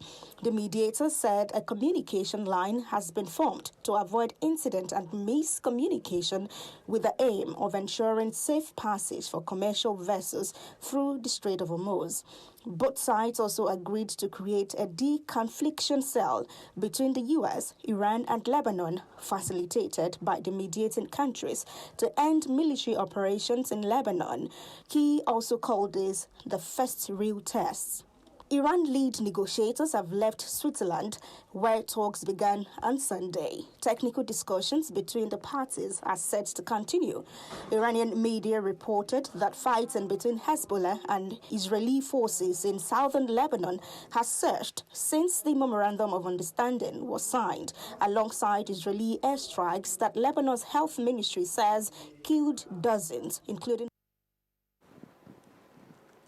President Bola Tinubu has appointed the former Vice-Chancellor of the University of Lagos, Professor Oluwatoyin Temitayo Ogundipe, as the Chairman of the Governing Board of the National Universities Commission. Professor Ogundipe succeeds Emeritus Professor Olufemi Raphael Aina, who resigned from the position less than a year after his appointment.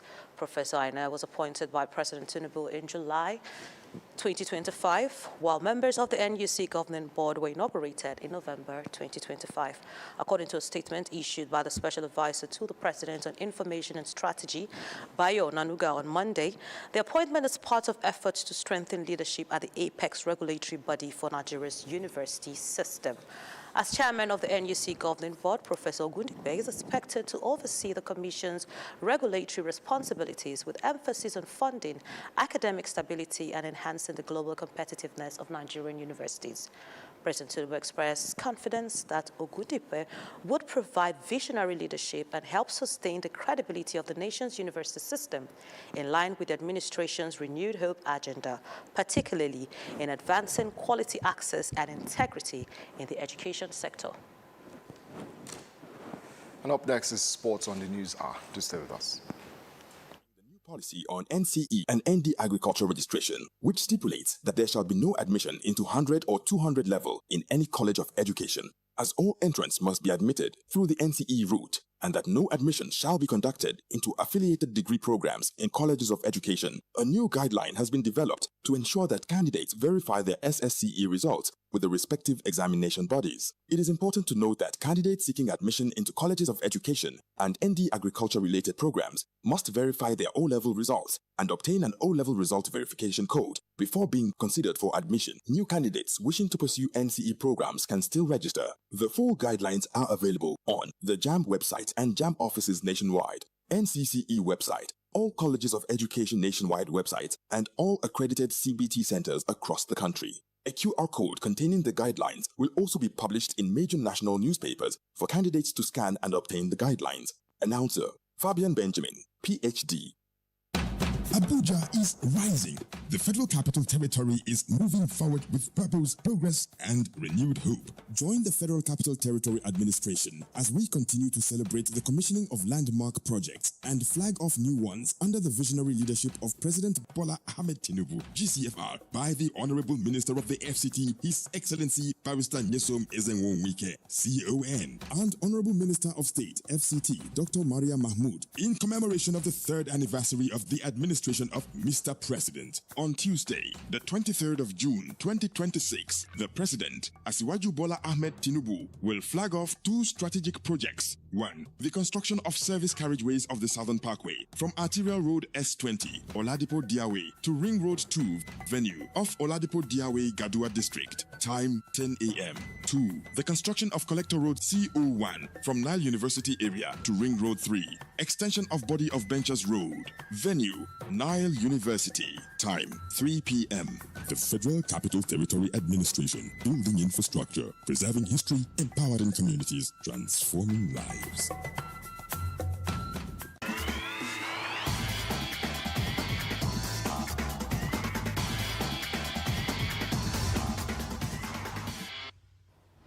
Hello and welcome to Sports Track. I am Lai Lawal. Now, preparations have entered the final stage ahead of the 2026 Nigerian Hockey Super League, which begins on June 25 with participating teams intensifying training for the competition.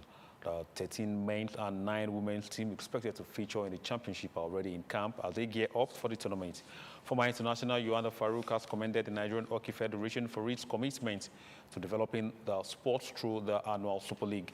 Farouk also welcomed the visit of African Hockey Federation President Saif Ahmed and International Hockey Federation certified coaching instructor Michael Barman, who will conduct coaching courses during the event. for us in this National League this year is the Nigerian Hockey Federation President, Engineer Samo Nkom, is going to be hosting the African Hockey President, Sef Ahmed, in Nigeria during the National League, which I believe they will do some courtesy call to the Sports Ministry and the Sports Commission. So it's going to be interesting because every year the two teams in both the male and female category represent Nigeria in the African Club Championship. So it's more of a bragging right who is going to be the champion, who is going to win, and who is going to represent Nigeria. The Super League will run from June 25 to July 5 alongside coaching and umpiring development programs. And now to the FIFA World Cup. 8-time Ballon d'Or winner Lionel Messi has become the all-time leading goal scorer in the FIFA World Cup history. The Argentina captain scored a brace as the Albion Celeste defeated Austria 2-0 in their second Group I match, taking its tally to 28 goals and surpassing the previous record set by Germany's Miroslav Klose since the 2014 World Cup in Brazil. Messi had equaled Klose's record after scoring a hat-trick in Argentina's 3-0 victory over Algeria in their opening group match. The 8-time Ballon d'Or winner has now scored 5 goals in the current tournament as Argentina defeated Austria 2-0 to advance to the round of 32 and continues to play a pivotal role in the Albion Celeste quest to retain the World Cup title. Now, Egypt have recorded their first ever FIFA World Cup victory, coming from behind to defeat New Zealand 3-1 in a crucial Group G encounter. New Zealand stunned the Pharaohs by taking a 1-0 lead into halftime, but Egypt responded with a dominant second-half performance. Mustafa Ziko restored parity in the 56th minute before captain Mohamed Salah put Egypt ahead just 10 minutes later. Substitute Mahmoud Trezeguet then sealed their comeback, connecting with a Salah cross to score Egypt's third goal and secure a historic victory for the North Africans. The result keeps Egypt's hopes of reaching the round of 32 firmly alive after opening their campaign with a draw against Belgium. With 4 points from 2 matches, the Pharaohs now head into their final group fixture against Iran as Group J leaders, knowing that another positive result that could secure their place in the knockout stage. In the group's other match, Iran held Belgium to a goalless draw to move into the second place and set up a decisive final round of fixtures. That's Sports Tracks. Many thanks for watching. I am Lai Lawal. Thank you very much, Lai. And before we go, let's remind you that the fight against insecurity is a shared responsibility. By supporting government efforts and cooperating with security agencies, Nigerians can help the fight against insecurity. And with sustained commitment and public cooperation, a safer and more secure nation is achievable. So let's join hands and support the government. I am Chukwuyenum Onwaka. And I am Binta Booker. Many thanks for staying with us.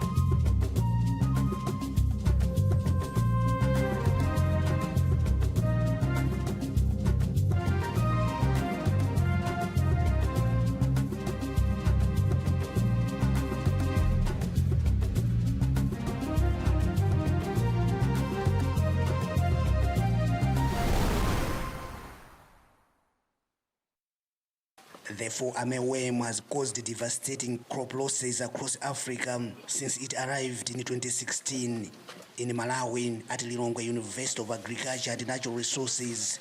Biotechnology research scientist Kingdom Kwapata is leading studies into varieties of maize whose genes have been modified to resist the pest. Such engineered crops are considered genetically modified organisms or GMOs. We needed a solution because our farmers are suffering.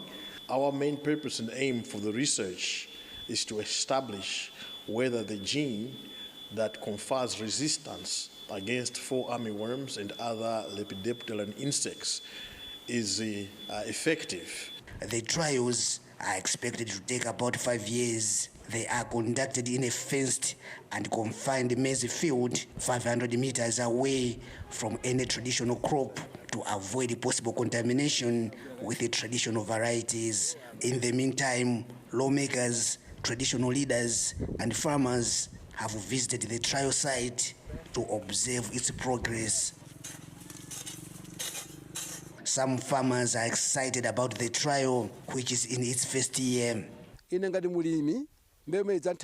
This will solve the problems of lack of money to buy pesticides to kill fall armyworms, which have affected my maize harvest for many years. And I am now a happy farmer because these trials are providing solutions to the problem. Another subsistence farmer, Esther Ganjawala, is skeptical about the technology. She notes that replacing local maize varieties with high-yielding hybrids has created new troubles. These new varieties are not good at all. You can't harvest anything without applying fertilizers, and they are easily attacked by pests. That's why there is growing poverty. But with our local varieties, we can harvest even without applying fertilizers. Researcher Kwapata says genetically modified crops have been introduced safely elsewhere, including the United States, Brazil, and Argentina. But many in Malawi are concerned about possible health and environmental impacts. So even though the target is to make sure the stalk borer doesn't attack the maize or the armyworms, but actually the introduction of this GMO will affect other beneficial insects such as bees and other birds. So that is something that we don't want. We don't want to disturb that cycle. Ganier also fears that once introduced to farmers, the GMO maize would keep other local crops from growing.